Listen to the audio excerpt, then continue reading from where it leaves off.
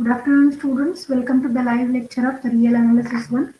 In the last lecture, we have started unit number 2, Riemann-Stieltjes integration. As of we have discussed this Riemann-Stieltjes integration is the generalization of Riemann integration we have studied. Therefore, in the Riemann integration, the integrability of the given function was discussed or being generalized by considering the two kinds of sum called as upper sum and lower sum.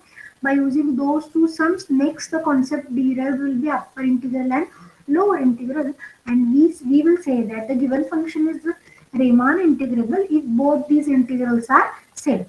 Then, pair of mathematician Bernhard Riemann together with Thomas Jonas Stieltjes, they have considered the integration of a function with respect to the other function. That's why we were discussing the integration, Riemann-Stieltjes integration.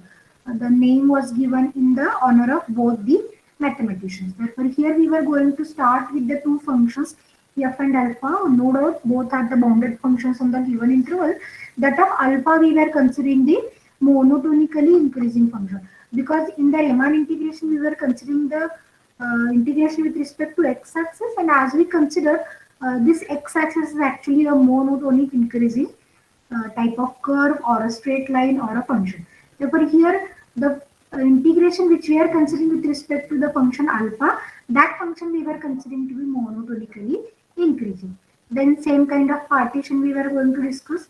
Instead of delta xi, we were going to write delta alpha I, that is change in the function alpha with respect to the change in the ith subinterval. Right now, therefore delta alpha I, the two sums are defined very similarly to the previous two sums. Okay, UPF alpha is defined as summation mi delta alpha I, LPF alpha is small mi delta alpha I. Then by using this relation between the bounds of the infima and suprema function, we have developed this inequality. Therefore, what this inequality tells us, actually set of all lower sums and set of all upper sums, both the sets are bounded, and this will be the lower bound. Right now, this will act as a lower bound and this will act as an upper bound. Therefore, both the sets are bounded. As both the sets are bounded, we can find out infima and suprema. Later, we have found the infima of set of upper sums, which is called as an upper integral, and suprema of set of lower sum, which is called as lower integral. Is that okay? And later, the definition of integrability is very similar to the definition of integrability in Riemann sum. That is, whenever both the integrals are same, the function is said to be integrable, and this is what an inequality we have derived. Okay, now let us just focus in today's lecture. What is the geometrical interpretation? What is the geometrical interpretation of this Riemann-Stieltjes integration? Definition is now clear to us. Okay, check, is the screen visible again? Yes, sir. Okay. In this section, we were going to focus on the geometrical interpretation. The concept of Riemann-Stieltjes integration was derived somewhere in the year of 1894 or around 1900. But here, if you look, a geometrical interpretation of this Riemann-Stieltjes integration was given by a mathematician Gregory Bullock, and this was actually a research paper published in the Journal of American Mathematical Society in the year 1988. See how different it was, na? The concept was derived in 1894 and geometrical interpretation was given in 1988. Actually, almost 100 years a gap was there. One may have a question then, whether Riemann and Stieltjes, they were not knowing the interpretation. Obviously, they know, but they have not published it as. They were knowing the geometrical interpretation. Then, after some years, this mathematician, Gregory Bullock, has published this as his own research, the geometrical interpretation behind this Riemann-Stieltjes integration. Okay. Therefore, here is the paper. The heading is a geometric interpretation of Riemann-Stieltjes integration. Right. And now here the definition of integral was given on the closed interval AB. We will define a partition P x naught to xn. Here is the partition we have. Then delta alpha I we have discussed. Here it was changed to alpha k. A change of parameter, nothing else, right? Then upper sum was defined. UP of alpha is summation mk delta alpha k. Lower sum is defined as summation small mk delta alpha k. And finally, we will have an integration of a to b f d alpha, or in detail if I write fx d alpha x, right? Now we were going to understand how it is going to look in the three-dimensional space. First, we will look at the function. This is what a function in how many dimensions? This is in 2 dimensions, right? A function f, which is actually a bounded function we have seen, right now. Similarly, this be a function alpha, right? This is also in a 2-dimensional space. Here, if you look at this alpha is monotonically increasing function. Is that okay? This is monotonically increasing function. But now we have 3 concepts in order to handle. Which are the 3 concepts in order to handle? The variable x, one function f dependent on x, another function f alpha dependent on x again. Therefore, here we were going to compile all these sketches in one diagram in a 3-dimensional space. Okay.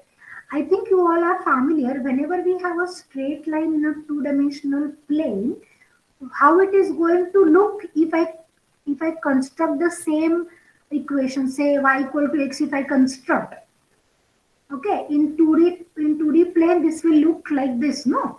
But if I take the same y equals to x in 3-dimensional space, how it is going to look like? Do anyone know? How a single Cartesian equation in 3-dimensional space look like? Kasa disto? I hope the voice is very clearly audible.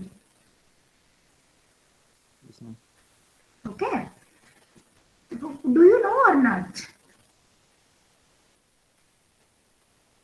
Whenever you take a straight line in a 2D plane, if you just construct the same diagram in a 3-dimensional space, this will take a format of a plane. This will take a format of a plane. That is y equal to x is a plane in a 3D space. Very similarly, if I wanted to find out what will be the resultant of this function f of x in a 3D plane, 3D space, okay, then this will be a representation. This will be a representation. Here is one axis x, another axis f, third axis we have taken as an alpha, because we want to construct relation between x, f and alpha. Rather integration of f with respect to alpha. Correct now? Okay, therefore this is a function. It is going to look like in 3-dimensional space. Time being, let me show you how it is given in the 2D plane. How it was given in 2D plane? Somewhat like no, this, like this, right now? This is my f in 2D. Therefore, this is my f in 2D with axis x and f. Therefore, if I switch the same function in 3D, it will look like this. Is it okay or not? Yes, ma'am. Yes, ma'am. Okay. If you want to understand this point very clearly, I think I suggest you to use that 3D graph application on your mobile, and you can just plot those functions in 2D and 3D simultaneously and see the difference. Okay. Therefore, this function, which is going to represent a curve in a 2D plane, it will represent a surface in a 3-dimensional space. Therefore, this is what a transformation. And why we have combined in 3D? Because we want to observe the relation between x, f and alpha. Is that okay? Very similarly, if alpha is my monotonically increasing function in this 2D, then how it is being transformed to 3D? This is a curve we have taken. Therefore, this is a curve. Then in 3D, it will become a surface. Here I have shown you the surface. Right? Here it is the surface. Is that okay? The surface will take a form as of the nature of your curve. Correct now?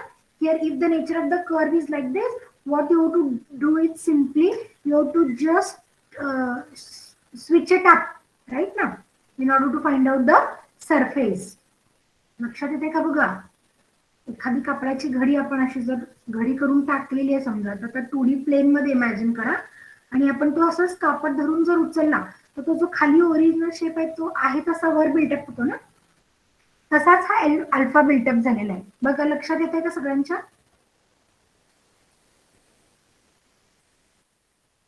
येते ना लक्षात? Okay.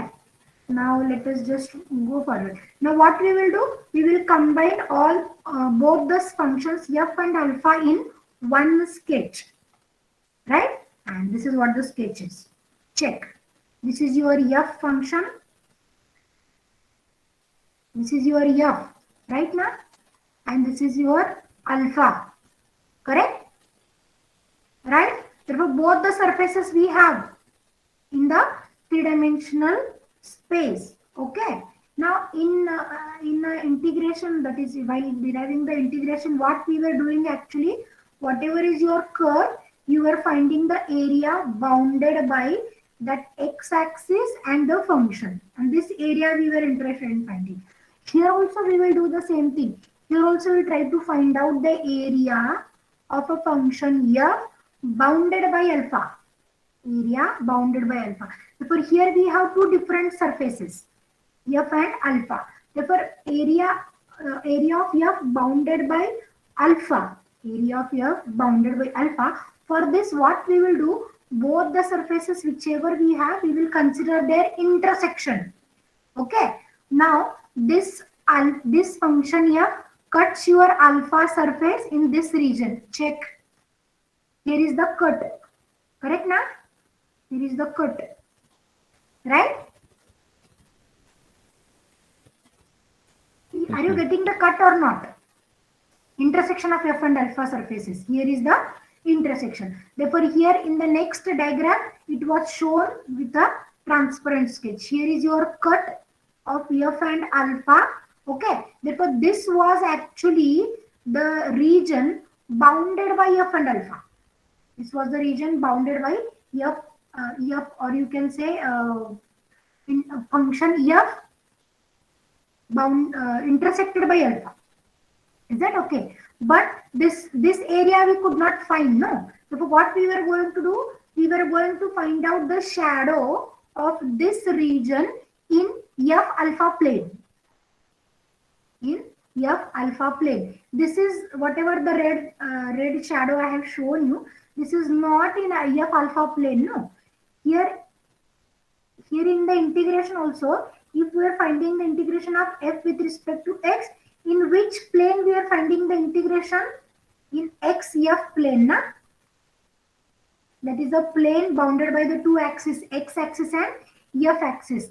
Likewise, if I am finding the integration of f with alpha, in which plane we should get the area? In f alpha plane, right now? Therefore, whatever is this region we have obtained, we will consider it's a shadow. We will consider it's a shadow in f alpha plane. It was written already. It is a shadow. Okay. And then whatever is the area of this region will be your integration f d alpha. Will be your integration d alpha. Is that okay? This is actually whatever the region we have obtained. No, this is called as a fence. Fence means it's like a compound wall. Right now? बरोबर आहे ना? Compound wall सारखं दिसतंय ना ते. F सरफेसला alpha सरफेसनी cut केलाय आपण, आणि जो रिजन येतोय बाबा आपल्याकडे त्याचा आपण काय करणार आहोत? ही एरिया इंटरेस्टेड आहे पण ऍक्च्युली रेड कलर मधली, बट ही जी एरिया आहे ती एफ अल्फा प्लेन मध्ये येत नाही, ती स्पेस मध्ये आहे. म्हणून आपण काय घेतलं? त्याचा शॅडो घेतला एफ अल्फा प्लेन मध्ये, आणि या शॅडोचा जे काही एरिया असेल ना तो येतो integration F D alpha. Area bounded by this. Is that okay? आता इथे एक सिंपल एक्झाम्पल घेतले. Alpha x equal to x घेतलाय त्यांनी. मी आत्ताच सांगितलं होतं ना, alpha x equal to x म्हणजे अशी स्ट्रेट लाईन येईल ना टू डायमेन्शन्स मध्ये. Alpha x equals to x. याचं 3D काय होईल? याचं 3D काय होईल लक्षात येते का? बघा, ही अशी स्ट्रेट लाईन आहे. आता मग याला काय करणार आहोत, सरळ याच्यावरचा प्लेन येईल ना असा. बघा लक्षात येतो का? I am not very good at drawing but I am trying my level best. असा उभा प्लेन येतोय बघा. ओके, असा उभा प्लेन आला आपण. म्हणजे आता आपण काय केलं थोडक्यात, एफ फंक्शन पर्टिक्युलरली घेतला तर मग हा प्लेन आहे. हा कुणाचा प्लेन आहे? हा अल्फा प्लेन आहे. आता या प्लेननी या एफ सरफेसला काय करायचं आपल्याला, कट करायचंय. बरोबर आहे ना, एफ सरफेसला अल्फा प्लेननी कट करायचंय. मग इंटरसेक्शन कुठे येतो, इथे येतो बघा कट पुन्हा आला. म्हणजे ही एरिया एक्सपेक्टेड आहे आपल्याला, ही खालची एरिया. बरोबर ना. मग पुन्हा काय करणार आहोत आपण, त्याचा शॅडो घेणार. and that will be integration. Is that okay? लक्षात येते का? This is what I am telling you to understand. Try to understand what is the interpretation, what is the meaning of those mathematical concepts we were studying in our syllabus. Is that okay? Understood? Understood the interpretation of Riemann-Stieltjes integration? This was an area bounded by a function f cut by alpha in f alpha plane area. Is that okay? If you have difficulty on this, you can ask me.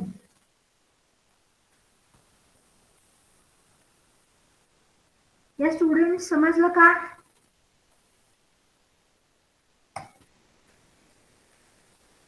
Hello, आवाज येतोय? समजतंय का? का नाही समजलं, काहीच डोक्यात गेलं नाही, असं काही झालं का? समजलं. समजते ना? ओके, ही पुन्हा पीडीएफ मी शेअर करेन तुमच्यासोबत, मग नंतर पुन्हा एकदा निवांत वाचा तुम्ही. Okay. Okay. This is what an interpretation actually is. I think one more point was remaining. What happens if both are the straight lines? If your f function is a straight line, okay, and alpha function, two alphas are discussed. One alpha is like this and one alpha is like this, alpha 1, alpha 2. And what kind of sketch will be there? As f is a straight line, as f is a straight line, what will be the interpretation in 3D? It will be a plane, na? This is f plane, I can say. Okay, and this alpha x is taking a curve shape like this. Okay, then what will be the surface? This was a surface. Then what we have to do? We have to take the intersection of this alpha surface with f plane, and this will be the area of, this will be the intersection area, intersection, na? Then this will be the area under the consideration, whose shadow to be considered, and this will be the region, right? Now, if you change the nature of your alpha from this to this, then this will be your alpha, say, f is again a plane, this is f is a plane. Then we have to cut this plane by alpha surface, and this will be the area of, this will be the intersection curve, I can say, right? This will be the area, and we have to consider it's a shadow in f alpha plane. Some examples they have discussed in order to make this idea very clearly understand. Okay, and this was an important theorem also he has proved that we were going to use while solving the examples. That is, integration of d alpha is, first we have to evaluate d of alpha. D of alpha x actually. How we were finding that d of alpha x? First we'll find out the derivative of alpha and then with respect to x. Right now? This is the simple property of the derivative we were familiar with. Using this, we were going to solve some examples of the Riemann-Stieltjes integration. Is that okay? Yes, ma'am. Okay, I will share this PDF later with you. Okay, now let us move ahead towards the theorem and some very important deductions that we were going to study. Okay, after Riemann-Stieltjes integration also we have seen some deduction.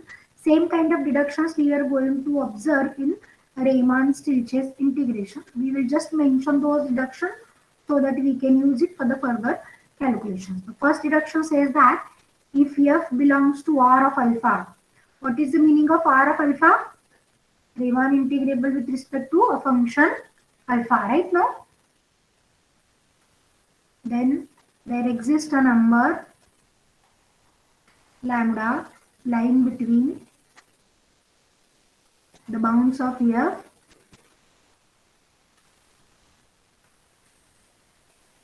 such that, what such that integration a to b f d alpha is equal to, okay, coming back to this last inequality we have derived, your if the function is integrable means these two integrals are equal, no, upper integral is equals to lower integral, and the integration value lies between small m times alpha b minus alpha a to capital M times alpha b minus alpha. Therefore, from this, can we judge that the area, the value of integration will be some scalar multiple of alpha b minus alpha a, right? That I can say lambda is the scalar and which will lies between small m to capital M. And this is what our first deduction is. Okay. What we have written in this Riemann integration case? Same deduction. Instead of alpha b minus alpha a, what was the term we have used? Riemann integration मध्ये काय होतं? Alpha B minus alpha ए च्या ऐवजी B minus A. very good, b minus a is the value actually, right? This is what, okay. Next, if we add the condition of function to be continuous, then what we can interpret about this lambda? Lambda is a number lying between small m to capital M. If the function is continuous, it takes all the values, no? Therefore, this lambda can be replaced by, yes?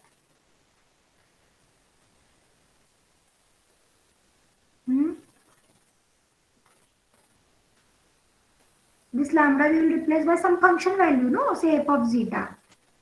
Correct, na?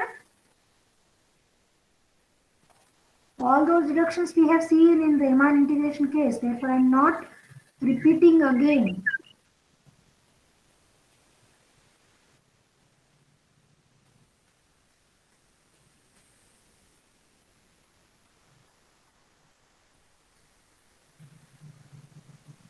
Is that okay? Next,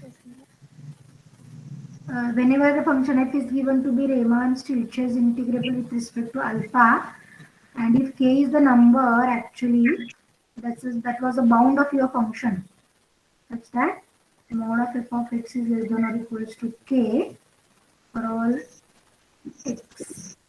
I think someone's mic is unmuted. So please mute yourself. It's creating a trouble actually.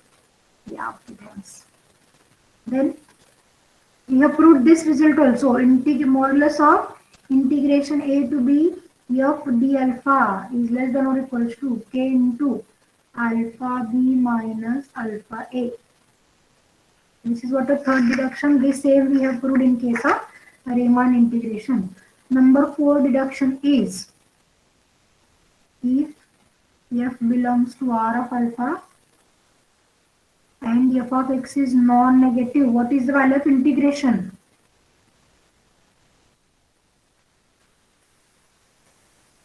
Function is non-negative, area must be non-negative.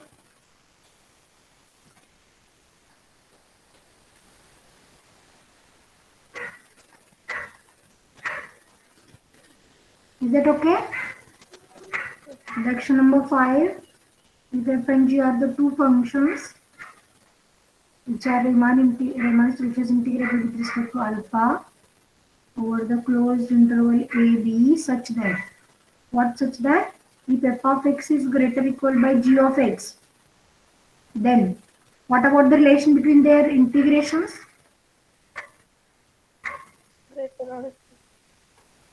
Good. Greater or equal.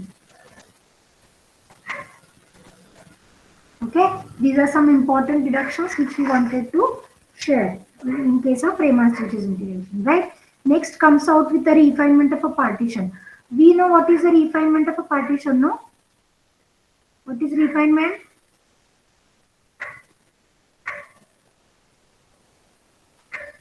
Yes, what is the refinement? Refinement म्हणजे काय?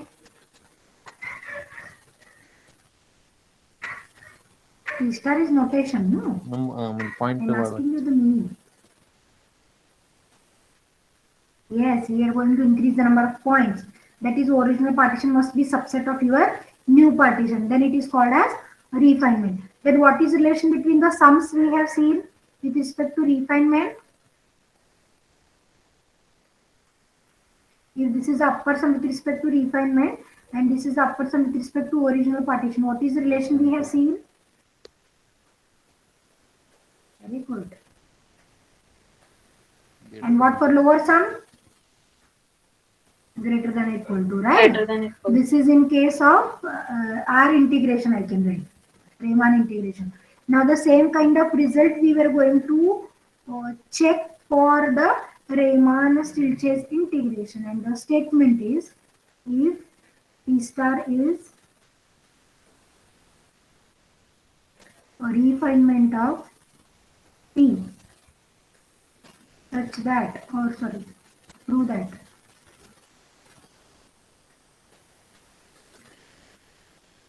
then prove that P star of alpha is less equal by UP of alpha, LP star of alpha is greater equal by LP of alpha. Do anyone remember how we have given the proof of this theorem? Yes? I can answer.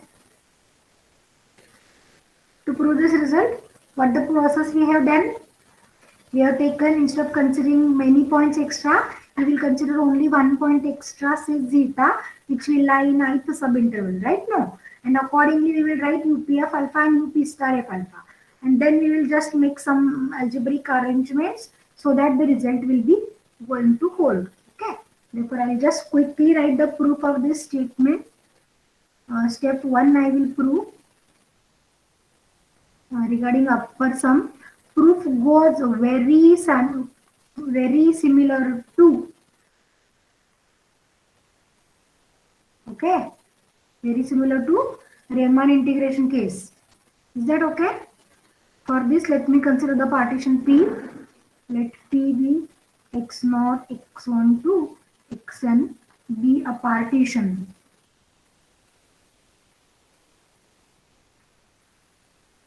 Of the given interval AB. Now what I am going to suppose, there is only 1 point extra. Suppose P star contains just 1 point extra.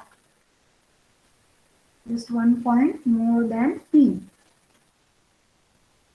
Okay. Let this extra point be zeta such that xi minus 1 strictly less than zeta strictly less than xi. Now as the function is bounded over the entire interval, it must be bounded over every subinterval. Therefore, we will write the notations, say W1, W2 and capital Mi be the suprema of F in the subintervals. In which subintervals? Xi minus 1 to zeta, zeta to xi and xi minus 1 to xi. I hope you have recalled this. लक्षात आलं ना काय करते मी? Yes, this is your ith subinterval. Say zeta is the point we were considering extra. Then this ith subinterval is divided into 2 parts. Over this interval we were considering the suprema value W2. Over this interval it is W1 and W2, and over this it is capital Mi. Then what is the relation between those two values we have? What is the relation between W1 and Mi? W2 and Mi? Less equal or greater equal?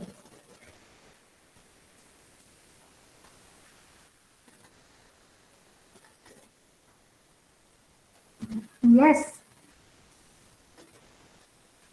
Less equal or greater equal? Less equal it is. Yes, it is less equal. Then we are going to consider the difference between the two terms. If you just check, the change will be only in the ith subinterval. Therefore, if you just write the summation, all the rest terms will cancel. Only we will remain with ith subinterval of UP star and ith subinterval of this original partition. Therefore, may I write, we will just remain with W1 into alpha zeta minus alpha xi minus 1. Is that okay? Remember what is the definition? Mi alpha xi is the definition, no? Delta alpha I. Symbol we have used is delta alpha I. What is delta alpha I? This is alpha xi minus alpha xi minus 1. All the terms over first, second, third interval will be same. They were going to cancel one another. Only we will be left with ith subinterval. And this ith subinterval is now being divided into two parts. For how we were writing, this is W1 into alpha zeta minus alpha xi minus 1. W2 into alpha xi minus alpha zeta. Is that okay? Yes. Same terms, same proof also. Okay, and what will be the term of UP of alpha? Capital Mi alpha xi minus alpha xi minus 1. While proving the result in Riemann integration theory, we have made one adjustment. Do you remember that adjustment? What the term we have added and subtracted? Mi zeta, right? Here also we will add and subtract the term Mi alpha zeta. Therefore, we will multiply by the terms respectively W1 alpha zeta minus W1 into alpha xi minus 1 plus W2 into alpha xi minus W2 alpha zeta, right? And lastly, minus Mi alpha xi minus plus capital Mi alpha xi minus 1. And here also we were adding and subtracting a term. Mi alpha zeta minus Mi alpha zeta. Is that okay? Adding and subtracting Mi alpha zeta. Previously we have added and subtracted Mi zeta only. Okay. Now we'll take the terms of W1 together. Okay. What kind of terms I'm going to take? Where we have W1? Yes. Here it is, no? Oh, I will take alpha zeta, not W. I will take alpha zeta common, say, right? Zeta we have taken there. Now, what are the terms remaining? Alpha zeta is one here. Here it is, but instead of this, I will take this one. Therefore, what are the terms? Is it W1 minus Mi? Next, let me collect the terms of alpha xi minus 1. Here it is alpha xi minus 1. Here it is alpha xi minus 1. What I have? Mi minus W1. Then let me collect alpha xi coefficients. Where are the terms alpha xi? Here it is and here it is. What are the terms? Is it W2 minus Mi? And one more alpha zeta is remaining with us. And which are the terms that we were collecting? W2 and Mi. Right? And therefore this is capital Mi minus W2. Now let us take the terms common, W1 minus Mi and W2 minus Mi. If I take W1 minus Mi common from this and this, tell me the terms remaining. Here we have Mi minus W1. I am taking W1 minus Mi common. It introduces a negative. Right? And again let me take W2 minus Mi common. And the terms remaining alpha xi minus alpha zeta. But if you look at the nature, already we have written a relation W1 less than or equals to Mi, W2 is less than or equals to Mi. Then what is the nature of W1 minus Mi? Less than or equals to 0. Right now, look at this. This is less than or equals to 0. This is less than or equals to 0. What is the nature of this bracket? Alpha is monotonically increasing function. Alpha is monotonically increasing function where zeta is strictly less than xi minus 1. Therefore, may I say this term is positive? It's also positive. Positive multiplied by non-positive is non-positive together. This is less than or equals. Addition of two non-positives is non-positive. Therefore, combinedly we have proved this difference is less than or equals to 0. May I say which proves the result actually? Right now? Now here we will write since W1 is less than or equals to EMI implies W1 minus EMI less than or equals to 0. W2 less than or equals to EMI implies W2 minus EMI less than or equals to 0, and alpha is monotonic increasing function, right? And xi minus 1 strictly less than zeta strictly less than xi, which implies alpha xi minus 1 strictly less than alpha zeta strictly less than alpha xi. Then what is the nature of these two brackets? Alpha zeta minus alpha xi minus 1. What is the value? Alpha zeta minus alpha xi minus. May I say positive? Similarly, alpha xi minus alpha zeta, positive, right? So here I will call it as equation number 1. Therefore, I will write above equation 1 becomes.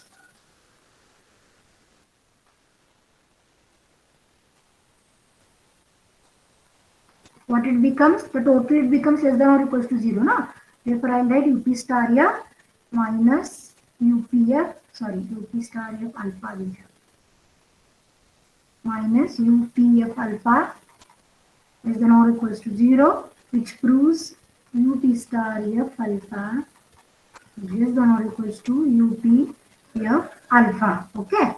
Therefore, similarly, if P star contains 1 point, we have proved the result is true. Therefore, for more number of points, result will hold automatically. Therefore, if you look at the proof of this part, this proof is very similar to the proof we have carried out in Riemann integration case.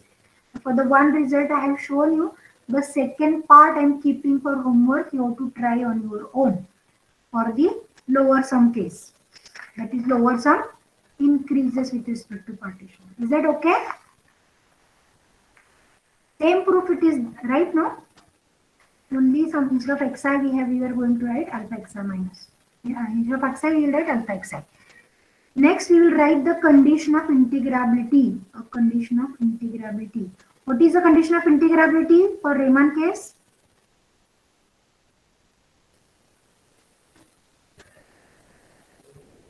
Students,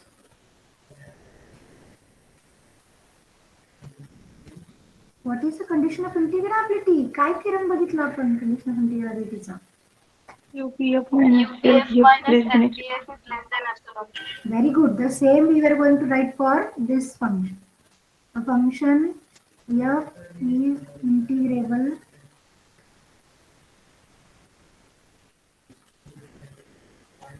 with respect to alpha on closed interval AB if and only if for every epsilon greater than 0 there exists a partition P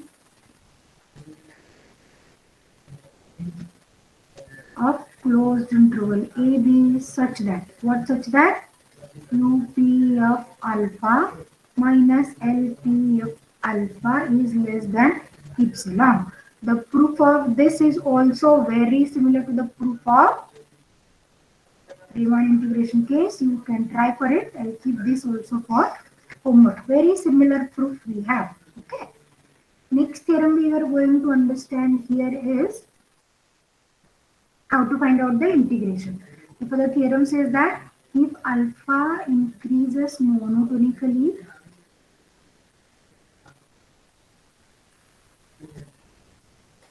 and alpha dash is R integrable, that is Riemann integrable on closed interval AB, comma f be bounded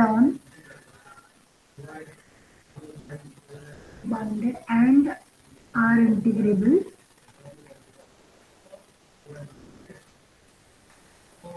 then what the result says, integration a to b f d alpha is equals to integration a to b f of x alpha dash of x into dx. As this alpha dash is coming into the integrand, it was mentioned that alpha dash is also are integrable. Now using this theorem, one can solve many examples of the Riemann-Stieltjes integration. Okay. For example, I'll show you one example. Suppose it is asked us to find out integration x dx square. What is your f here? Function x, and what is your alpha? X square. You have to check first whether your alpha is monotonically increasing or not. Look at your x square in the interval 0 to 1. I can say alpha is monotonically increasing. Right now? Then apply your theorem. What the theorem says? F d alpha is f of x into alpha dash of x dx. If using this theorem, can I say this is integration 0 to 1. What is the derivative of x square? 2x. Okay.